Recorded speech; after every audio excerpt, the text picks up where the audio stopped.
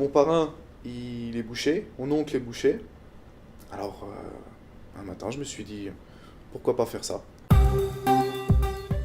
J'ai fait un stage dans une boucherie et ça m'a plu et je suis allé chercher un employeur. Mon employeur, il a deux apprentis, moi et une apprentie vendeuse. Mon deuxième employeur, qui travaille à Strasbourg, il a trois apprentis. J'ai 8 heures de cours techniques sur les machines, savoir utiliser un cutter, savoir utiliser un poussoir et le hachoir qui est derrière. Ça fait exactement 4 ans que j'ai commencé la formation. J'ai eu 2 diplômes. Mon premier diplôme, c'était le CAP boucher, que j'ai fait en candidat libre. Et ben, il y a le CTM, le certificat technique des métiers, que j'ai eu au bout de 3 ans. Bah, au niveau de la classe, depuis justement qu'on a fait un film, je filme faire ma formation, bah, la classe est 10 fois plus soudée.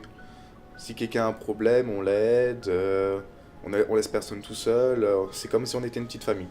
On a eu une vieille affiche de nous, des bouchers, les gros bouchers avec le tablier plein de sang. Sur la formation boucher charcuterie, on n'a pas de problème avec les véganes, c'est plus sur les boucheries qu'on a plus de problèmes. Ils viennent manifester devant les boucheries, ils cassent des choses, des vitres. Ça c'était à l'époque, mais maintenant c'est quelque chose d'artistique, on peut faire plein de choses, beaucoup de décors, et c'est plus le gros boucher avec le tablier plein de sang. Ben, ce que j'ai fait pour sublimer justement les produits, c'est les buffets traiteurs, les mariages, les anniversaires. C'est là où on sublime le plus nos produits. Alors les viandes qui sont traitées ici sont locales. Alors, là où je bosse, c'est le frère du patron qui fait un élevage de bovins. Et c'est justement de là où on récupère les bêtes et on les vend. Les épices, on les gère en fonction de la recette. Et les recettes sont élaborées il y a bien des années par au moins 3 générations de bouchers pour trouver justement la recette la plus équilibrée.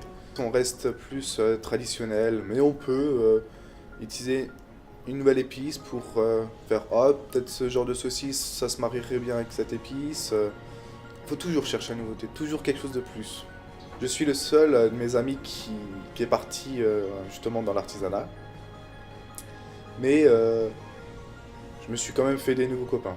À côté de mon travail, mes études, je vais voir mes potes, sortir le soir au bar, faire des trucs d'ado normal. J'ai participé au monde de YouTube. On a commencé les vidéos en 2014 quand on était en 4e. Je me suis d'abord lancé avec des amis.